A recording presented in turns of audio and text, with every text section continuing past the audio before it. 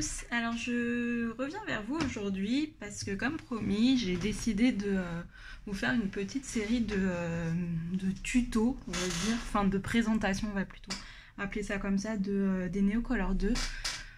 Donc il y a vraiment plusieurs façons de les utiliser et du coup je voulais voir un petit peu ça avec vous, vous présenter. Enfin, je pense qu'il y en a beaucoup qui les ont, mais bon, je me suis dit, il y en a peut-être qui vont commencer, qui connaissent pas, et voilà, donc ça sera l'occasion. Donc déjà, les Neocolor 2, c'est quoi? C'est des crayons comme ça, qui sont à base de cire et qui sont aquarellables. Donc les Neocolor 2 sont aquarellables, mais il y a aussi les Neocolor 1 qui ne le sont pas. Donc il faut bien faire attention. Si vous voulez, les aquarellables, c'est les Neocolor 2. Donc il existe ceux-là qui sont vraiment de la très très bonne qualité, de la marque Caran d'Ache, mais après vous en avez le même système qui peuvent être moins chers. Moi j'avais commencé avec, je sais plus c'est quoi la marque. De toute façon ça n'existe plus, j'ai regardé sur Amazon et il n'y en a plus. Les Reeves, je crois, R-E-E-V-E-S. La dernière fois il n'y en avait pas, donc peut-être que c'est revenu, je sais pas. Mais donc il y a les Reeves, il y a les Jackson, J-A-X-O-N, ou Jackson, je sais pas comment on dit, qui fait ça aussi. Donc c'est pareil, un décret aquarellable. Vous avez les Lyra, la marque Lyra qui en fait aussi, et puis bah, peut-être d'autres marques que je connais pas. Donc voilà, il y a quand même des équivalences qui sont quand même moins onéreuses. Donc des fois pour commencer, vaut mieux peut-être partir sur du moins cher et être sûr que ça plaît plutôt que d'acheter directement ça qui est quand même assez onéreux. Sinon, donc là je vous ai fait le nuancier, je crois pas que je les ai tous. J'avais commencé moi avec une boîte de 40 et après j'étais allée en acheter à l'unité au Géant des Beaux-Arts. Donc vous avez là ce que j'ai. Voilà, moi j'ai tout ça. Voilà, donc ça me suffit largement, j'en ai même peut-être un peu trop, il y en a que j'ai acheté en double en plus, enfin vraiment n'importe quoi. Ce que je vous ai fait en fait, parce que j'avais fait sur Instagram, j'avais demandé que vous me posiez des questions si vous aviez des questions sur ce matériel. Et j'ai une question justement, notamment le nuancier, qui concerne le nuancier. Alors attendez que je retrouve la question.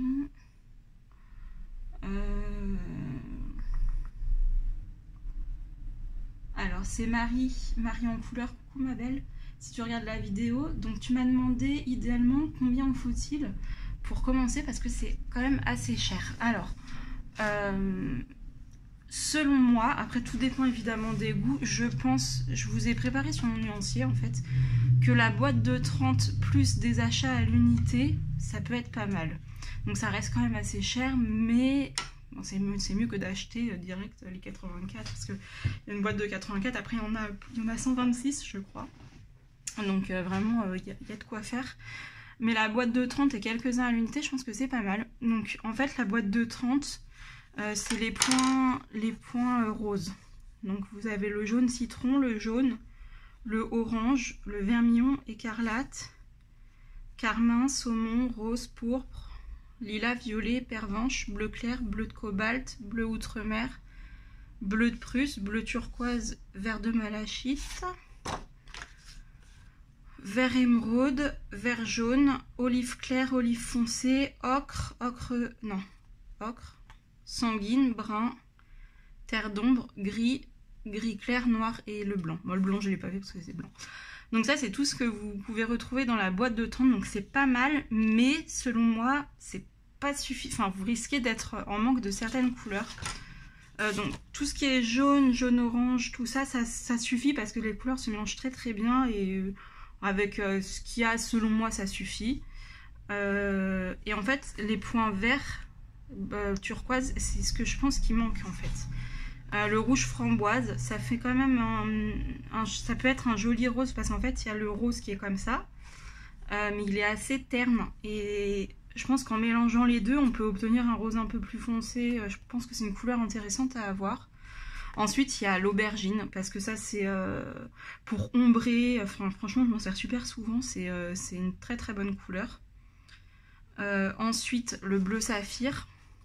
Dans les bleus, il en manquait quelques-uns en fait. Le bleu saphir qui est un bleu assez fort. Bleu outre-mer foncé, donc là peut-être faire un choix entre les deux, mais parce qu'en fait il y a le outre-mer, mais il n'y a pas l'outre-mer foncé. À la limite il aurait mieux valu faire l'inverse en sachant qu'on peut éclaircir outre-mer foncé, mais enfin c'est dommage de mettre l'outre-mer et pas l'outre-mer foncé. Donc outre-mer foncé, moi je pense que c'est important aussi de l'avoir. Le bleu indigo, alors c'est un bleu qui est très très très très foncé. Ils ont mis le bleu de Prusse qui tire un peu sur le vert, mais ils n'ont pas mis l'indigo. Et l'indigo, il est génial. Enfin, franchement, bah, ça c'est pareil, pour faire des ombres, c'est super intéressant. Pour faire des fonds de nuit, etc. Enfin, celui-là aussi, je m'en sers souvent, donc je pense que c'en est un à avoir. Donc il y a le bleu turquoise, mais il n'y a pas le vert turquoise. Je trouve que cette couleur est assez jolie. Après, voilà, ça c'est pas obligatoire, c'est vraiment un goût personnel, mais bon, je l'ai mis quand même. Et dans les verres, il en manquait énormément parce qu'en fait, dans les verres, vous aviez que en boîte de 30 le verre de malachite, le verre émeraude et le verre jaune. Mais franchement, ça manquait à autre chose, quoi. Il n'y a même pas un verre normal, entre guillemets, un verre moyen. J'ai rajouté le jade, qui est une couleur aussi très intéressante. Le verre de phthalocyanine, c'est un verre normal, en fait. Enfin, je sais pas comment dire normal, ça veut rien dire, mais ils sont tous normaux, mais un vert moyen, quoi. Et le vert foncé, il n'y en avait pas non plus. Donc un vert bien foncé, après comme vous voulez, soit le vert foncé, soit le vert anglais foncé, ça c'est en fonction des goûts. Et puis le vert prairie aussi pour avoir un vert herbe un peu, parce que sinon il n'y avait pas. Voilà, ensuite j'ai rajouté le vert mousse, parce qu'il n'y avait pas de vert un peu plus nature, enfin plus on va dire océan, etc., algues, etc., il n'y avait pas, ou plus boisé, je sais pas comment, comme de la mousse, quoi. Et olive noire aussi qui peut être intéressant, mais comme il y a l'olive foncée, je l'ai mis, mais parce que je m'en sers beaucoup, mais au final en faisant un petit mélange avec l'olive foncée et puis un petit peu de noir, vous arriverez à ça, donc il n'est pas obligatoire l'olive noire. Ensuite, l'ocre vert que je trouve intéressant pour faire des effets de doré, couleur chair.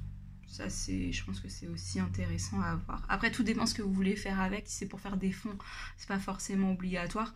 Quoique ça se mélange bien si on veut faire un fond un petit peu de soleil qui se couche, en mélanger un petit peu de couleur chair avec le saumon, etc. C'est plutôt pas mal.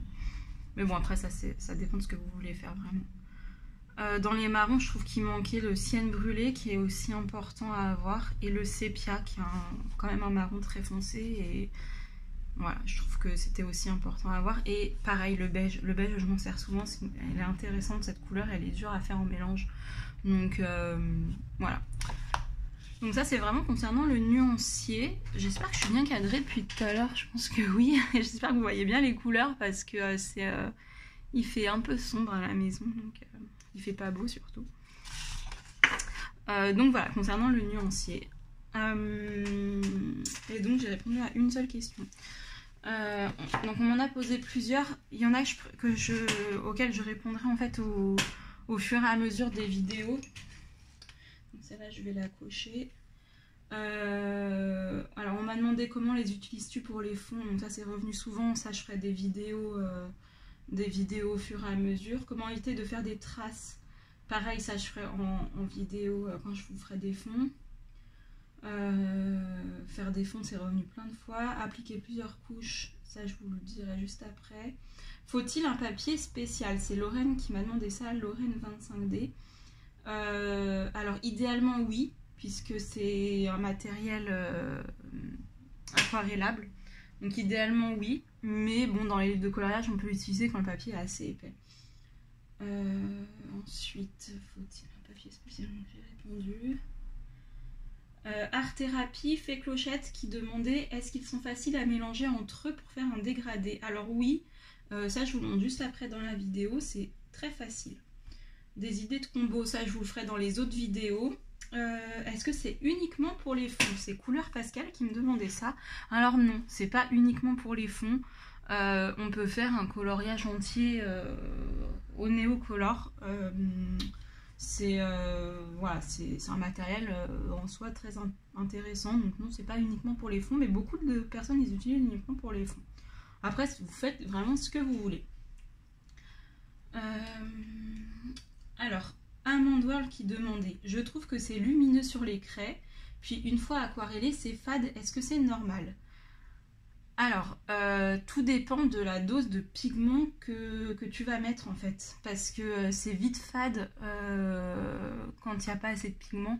Si tu mets assez de matière, c'est pas fade, quoi. Ça dépend vraiment.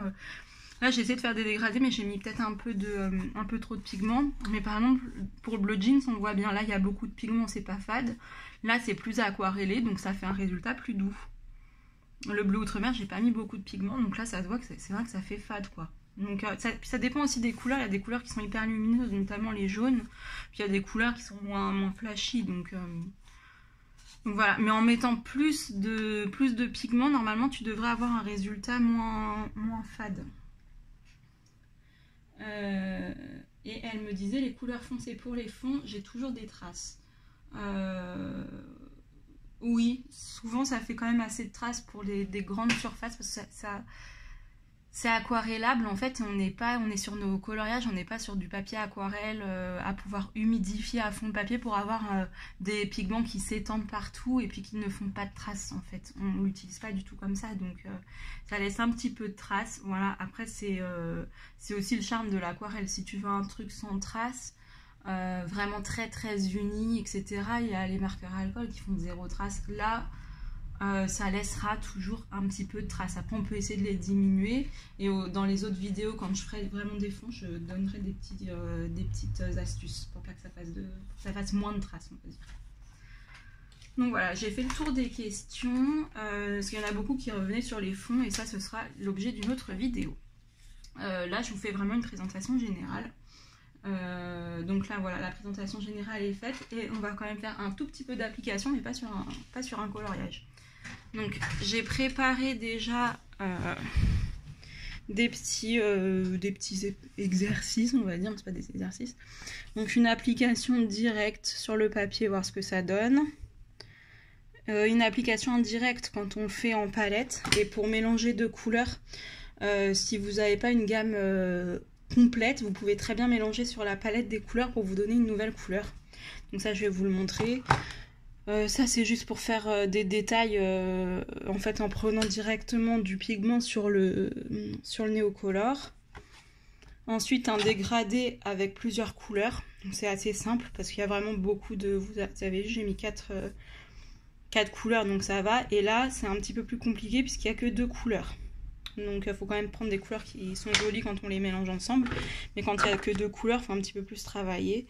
Et enfin une dernière application, c'est en faisant des splashes de couleurs. On peut mettre plusieurs couleurs. Voilà, là j'ai mis 2 couleurs. Donc on voit dans mes gouttes par exemple, les contours sont un peu plus foncés. C'est comment ça s'est mélangé après. Voilà, et après je m'étais renseignée, on peut aussi utiliser avec des tampons, mais comme vous voyez, bah, c'est pas fameux. Hein. Alors je dois pas savoir bien le faire, mais c'est une application qui est possible d'après ce que j'ai vu en me renseignant.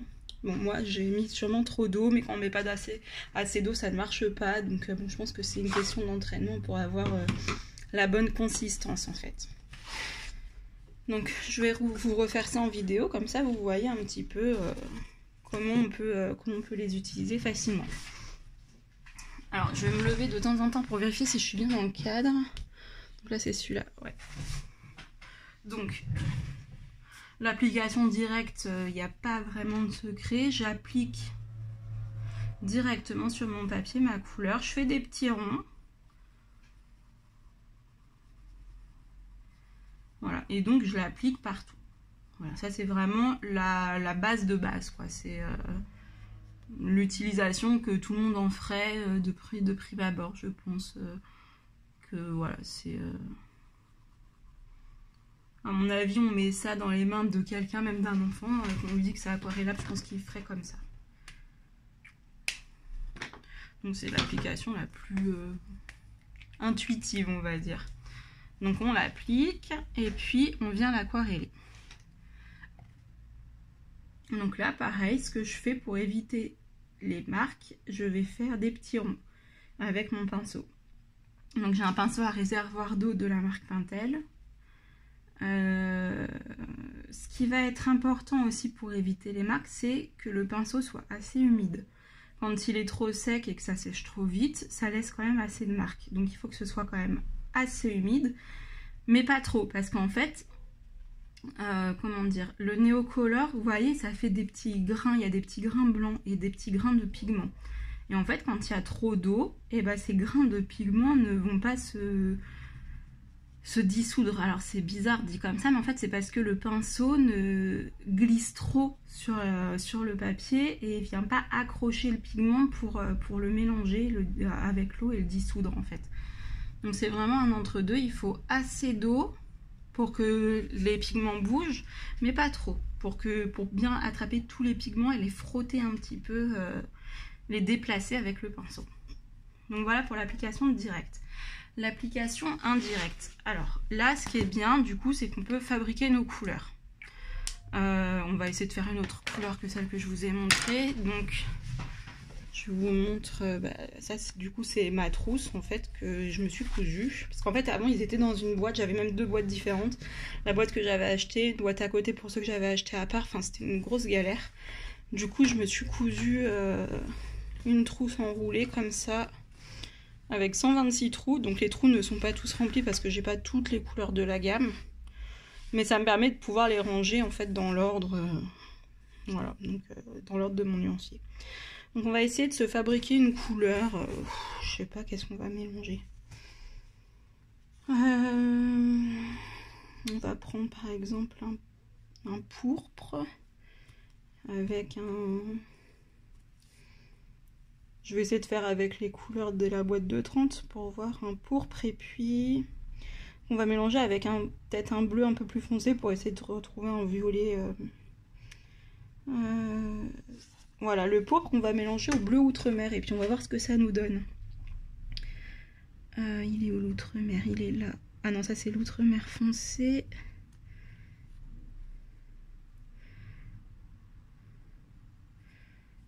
Où est-ce qu'il est passé celui-là? Je vais pas réussir à le retrouver. Bleu outre-mer. Bah, il était juste à côté de l'outre-mer foncé. Donc on va essayer de mélanger ces 2 couleurs et puis voir ce que ça donne.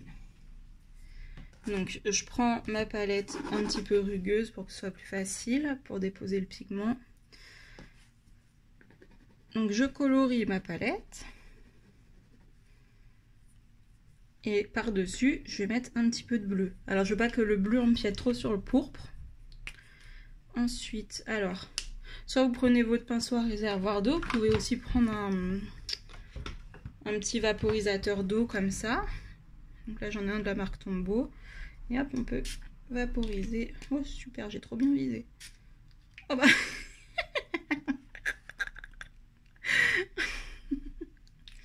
Bref. Je suis forte pour viser. Hein. On va mélanger et voilà, ça nous donne une toute autre couleur. Donc ça, pour mélanger les couleurs, pour obtenir de nouvelles couleurs, ça peut être vraiment très sympa. Donc là, il y a quand même beaucoup d'eau et peu de pigments. Ça, après, vous voyez comme vous avez envie. Là, du coup, on aura un résultat assez clair. Donc comme il y a beaucoup d'eau, je vais vite pour ne pas avoir de marque. Et là, vous voyez... Le fait d'avoir un bon papier, je suis sur un papier mixte média, le pigment peut encore bouger tant que c'est mouillé et ça évite d'avoir des traces. Donc voilà pour une application indirecte pour avoir une nouvelle couleur en fonction de ce que vous avez acheté. C'est pour ça que c'est pas obligatoire d'avoir plein de couleurs parce qu'au final on peut quand même fabriquer nos couleurs. Mais bon... Je dis ça, mais j'en ai quand même pas mal parce que on aime bien tout un petit peu collectionner le matériel et puis avoir le choix, avoir des beaux nuanciers bien remplis, ça fait toujours plaisir. Ensuite, application indirecte. Alors, il faut déjà avoir une couleur de base. Donc, j'ai le pourpre à la main, je vais le garder.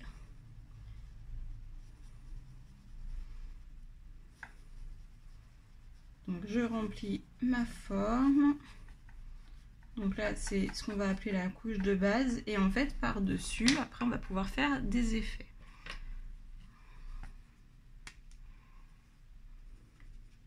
voyez là, j'ai pas assez d'eau. Ça va jamais bien se mélanger et j'aurai des marques si je laisse comme ça. Donc j'appuie un peu sur mon pinceau réservoir.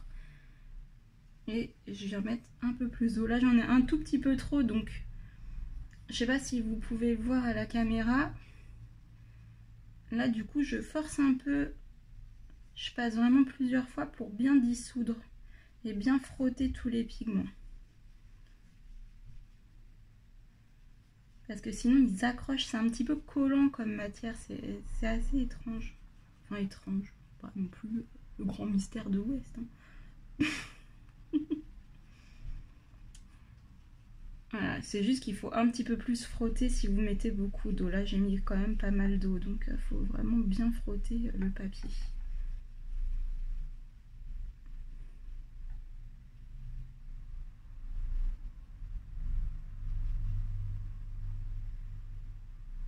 Hop, et voilà, pour ensuite venir par-dessus mettre des détails, on va attendre que ça sèche bien. Donc on attend que ça sèche. Ensuite on va faire un dégradé donc avec plusieurs couleurs. Donc je vais reprendre les mêmes éclairages vernis, orangé, jaune. Et je vais vous montrer pour faire un dégradé de façon assez simple. Puisque là on a quand même 4 couleurs. Enfin, je vérifie juste que je sois bien cadrée. Oui, c'est bon. On a 4 couleurs, c'est plus facile quand il y a plusieurs couleurs qui se suivent comme ça. Donc c'est pour ça que c'est le premier que je montre. Donc comme tout à l'heure, je viens appliquer de façon directe, donc sur le papier, en faisant des petits ronds. Hop, donc là, par là, j'en mets plus, et là où il y aura une transition avec une autre couleur, j'en mets moins. Ensuite, je passe à ma deuxième couleur. Donc, vous voyez, je passe bien par-dessus la couleur précédente. Toujours pour déjà commencer à mélanger les pigments déjà sur le papier. Voilà, ensuite la troisième couleur. Alors là, vous voyez, j'ai fait un truc bizarre, donc je vais venir un petit peu rectifier. Donc je viens dans la couleur précédente. Ah oui, lui, il est bizarre là parce que je l'ai mouillé pour faire le tampon. Zut, j'espère que ça va pas faire des trucs bizarres quand je vais aquareller. Du coup, là, ça colle un peu.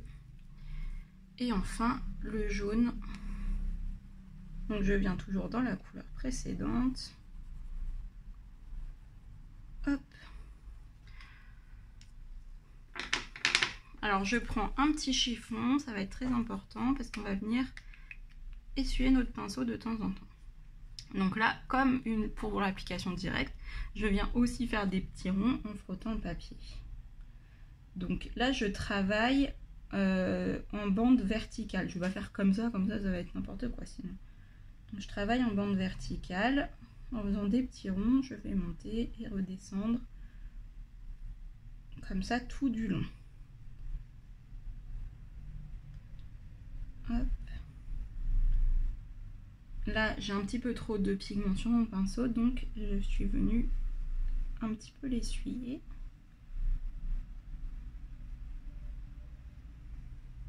Donc je fais mes petits ronds comme ça. J'essuie quand j'ai trop de pigment. Je fais attention à mon pinceau si j'ai assez d'eau ou pas. J'ai rappuyé légèrement sur le pinceau pour me remettre un petit peu d'eau parce qu'il était un petit peu sec. Donc je fais mes ronds, hop. J'essuie le pinceau et je continue comme ça jusqu'à la fin.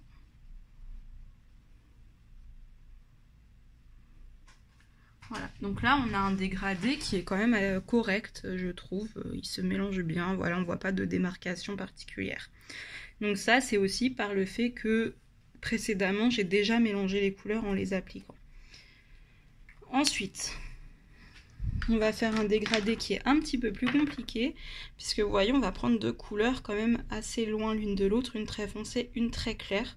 Mais par contre je reste dans le spectre bleu-vert pour que ça se mélange bien. Donc là j'ai un bleu-vert très foncé, un vert jaune assez clair. Mais on reste dans le bleu-vert. Voilà, je vais pas aller mettre un orange là-dedans. Ça reste quand même des couleurs qui sont proches dans la roue chromatique.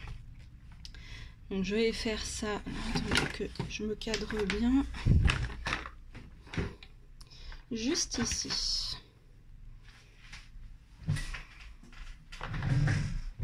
Donc là, en fait, ce qu'on va faire, c'est que, comme pour le rouge précédemment, on va en appliquer plus de ce côté-là.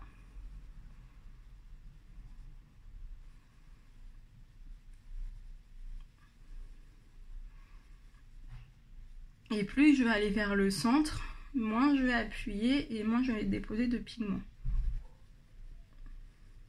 Donc je vais un petit peu plus de la moitié.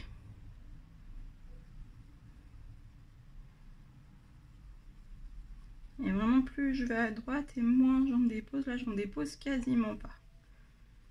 C'est vraiment histoire de dire. Alors il y en a qui me diront ça sert à rien puisque c'est aquarellable, on peut entraîner le pigment. Oui, on peut entraîner le pigment, c'est vrai, mais c'est plus facile comme ça. Je trouve que ça se fond mieux en fait, on a moins de travail après avec le pinceau.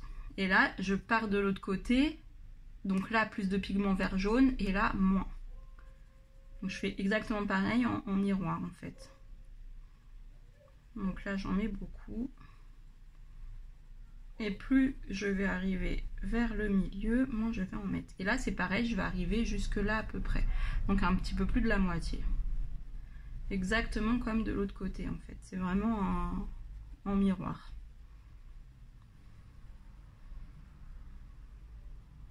Donc là j'en mets vraiment beaucoup moins, pas ici.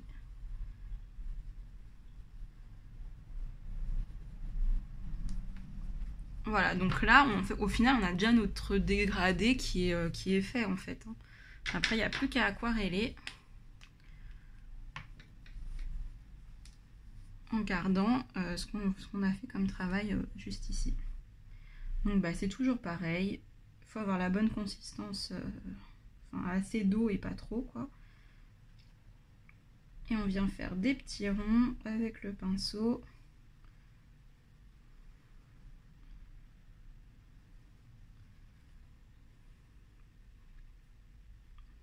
On vient mélanger, pas mélanger, excusez-moi, on vient essuyer le pinceau quand on a trop de pigments.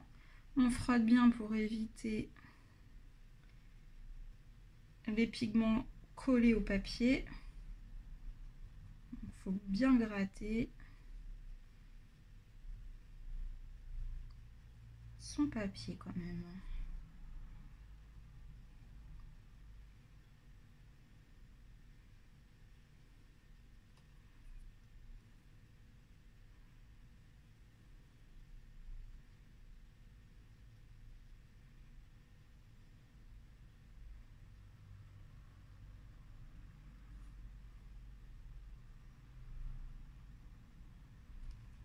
Et voilà, bon là on n'est pas trop mal. J'ai un petit peu cafouillé à cet endroit là où c'est un petit peu plus pâle.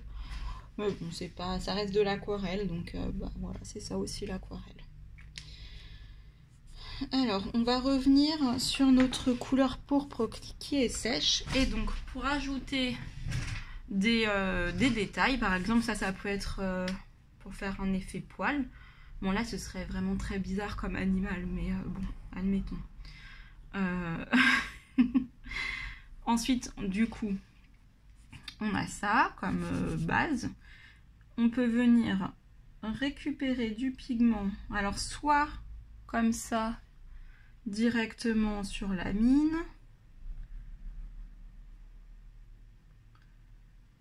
Voilà, soit en dessous. Alors là, j'ai déjà fait en dessous, on voit qu'il est assez creusé, donc c'est pour ça que je ne veux pas trop y aller. Parce qu'habituellement, en fait, je prends tout le temps à l'arrière pour faire cette méthode-là. Comme ça, après, en fait, ce qu'il y a, c'est que là, je mouille ma mine. Et après, si je veux passer directement, il faut attendre que ça sèche. C'est pour ça que je préfère le faire à l'arrière. Et puis là, bah, après, par-dessus, on peut faire nos effets comme on veut, quoi. On peut faire des poils, de l'herbe, on peut rajouter des décos, j'en sais rien, moi. Hop, on va faire une fleur. Là, en fait, c'est vraiment, on peut rajouter des détails, en fait. Par exemple, on se dit, bah là, j'ai envie que ce soit plus foncé, hop. Je vais rajouter par-dessus une autre couleur un peu plus foncée. Ou alors même reprendre la même en me disant, bah tiens, là, j'ai pas assez de pigment, je vais en remettre là. Bon, là, ça se verra pas parce que j'en ai mis quand même pas mal.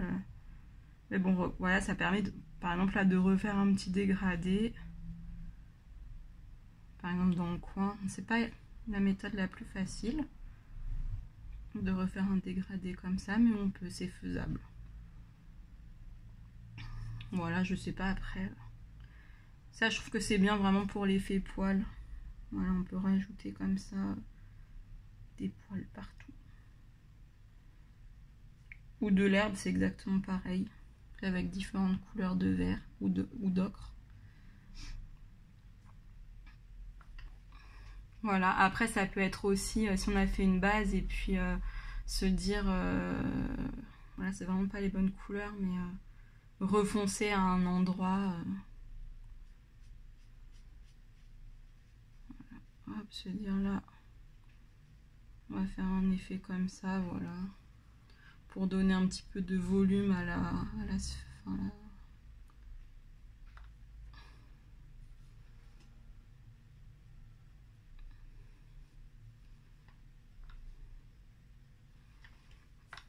à l'ovale.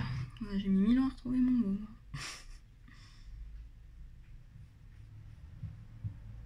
Voilà, en fait ça c'est vraiment une technique que j'utilise plus vers la fin. Au départ je fais des aplats ou des choses un peu comme ça, voilà. Et après pour peaufiner un petit peu les détails, on peut utiliser ça ou pour faire des effets poils. Mais ça je montrerai aussi dans d'autres vidéos. Là c'est vraiment l'application, les applications générales qui sont pas mises encore en application. Ça fait beaucoup de mots application sur un coloriage. Ensuite on va voir pour l'effet splash comment on peut faire ça avec les nœuds au color. Donc là il va vous falloir protéger le contour. Donc là moi j'utilise du rouleau de masquage, du ruban de masquage. Donc faites attention ça quand vous utilisez. J'ai eu la malchance ou peut-être pas la malchance, mais c'est pas de la malchance puisqu'au final j'aurais pu faire plus attention. J'ai collé et en fait ça c'est quand je l'ai enlevé ça a arraché mon papier, j'étais deg. Donc vous le salissez comme ça avec vos doigts pour pas que ça accroche trop. Et donc là vous protégez les contours. Donc soit avec ça, ça peut être avec le fluide de masquage. Voilà, ou si c'est juste une forme au milieu, vous pouvez poser une feuille dessus. Enfin, vous faites vraiment comme vous voulez, mais c'est une technique qui en met vraiment partout. Donc, mieux vaut protéger. Bon, là, en vrai, je me casse la tête, mais on s'en fiche un peu parce que c'est une feuille que je vais pas garder, quoi. Je compte pas encadrer ça, ni le montrer. Voilà, c'est juste pour la vidéo, donc je m'en fiche, mais bon. Au moins, je vous montre aussi qu'il faut aussi... enfin, ça, je pense que vous l'auriez deviné tout seul. C'est vraiment ça, on met partout, partout. Waouh, j'ai fait un pile le bon truc, quoi. Sans faire exprès. Voilà, donc on colle quand même assez bien les contours, voilà. Et là, il va nous falloir un pinceau et de l'eau et notre petite palette. Donc, on va faire un corps à deux couleurs. Alors, on va reprendre notre pourpre et notre bleu outre-mer. Donc, je vais d'abord faire des taches pourpres. Donc, je viens frotter ça. J'imbibe bien mon pinceau. Il faut qu'il soit bien mouillé et bien coloré. Donc voilà, là il est bien trempé comme j'ai envie. Donc, je le mets comme ça et je viens prendre un autre pinceau et taper par-dessus. Voilà, donc là ça me fait des petites taches et si vous voulez des plus grosses taches, bah, vous prenez un pinceau avec plus de poils et plus de réserve d'eau. Tout à l'heure j'ai essayé avec celui-ci, donc ça c'est un petit gris, ça s'appelle. Donc c'est des pinceaux exprès pour l'aquarelle, notamment pour faire les fonds. Vous voyez la forme qu'il a et en fait tout ça c'est la réserve d'eau en fait. Il a énormément d'eau qui se concentre à ce niveau-là et donc ça fait des énormes traces. Mais là j'avais pas envie parce qu'en fait ça m'en a fait un peu trop grosse je trouve pour la taille de la forme du truc. Donc voilà, plus vous prenez un pinceau qui a une réserve d'eau importante, et plus vous aurez des grosses taches. Donc je fais pareil avec ma deuxième couleur. Hop.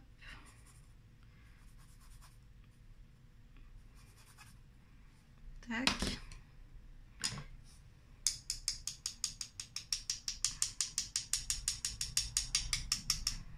On peut remettre un peu plus d'eau parce que là c'est... Je retrempe quand même dans mes pigments. Là ça fait vraiment des mini taches.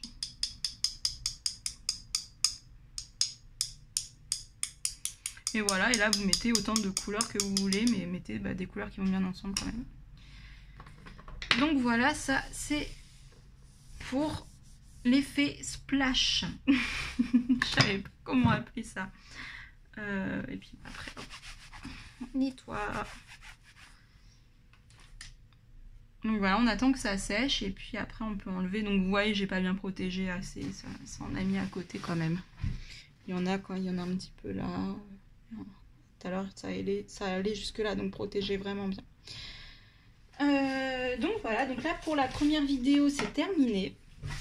Si vous voulez savoir ce qui viendra dans les autres vidéos, je vous fais, je vais essayer. Alors, je vous promets rien, je vais essayer. C'est des idées que j'ai eues, mais bon, je vais essayer. Alors, qu'est-ce que j'ai écrit comme idée? Alors, faire des ajours, ajouter de l'herbe, des feuilles, des fleurs, etc. Ok.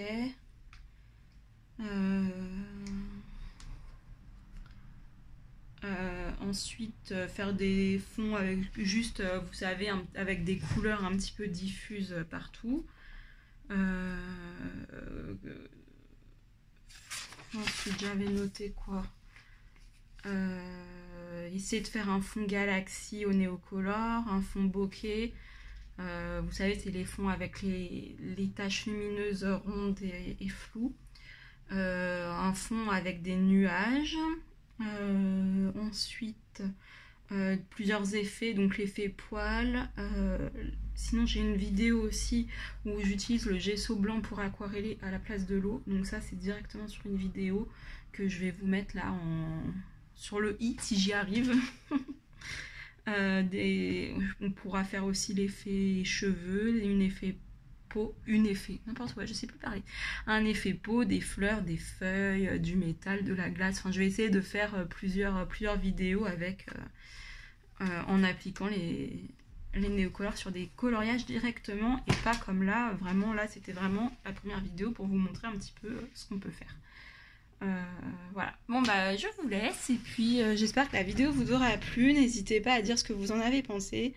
J'espère que c'est pas trop long. En tout cas moi ça m'a plu de la tourner, voilà. Peut-être que c'est pas intéressant, je sais pas. Vous me direz en commentaire ce que vous en pensez. En tout cas moi ça me fait plaisir de vous tourner ces petites vidéos. Voilà, bon je vous embrasse et puis je vous souhaite une bonne nuit, une bonne soirée, une bonne journée en fonction de quand vous regardez la vidéo. Au revoir.